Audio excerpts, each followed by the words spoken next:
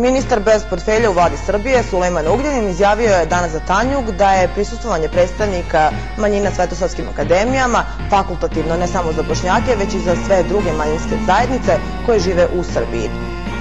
Ja sam kao gradonačelnik govorio i preko medija i na skupštini mojim sugrađanima. Nešto što je istina. Svetosavlje, to je temelj srpskog i vjerskog i nacionalnog identiteta.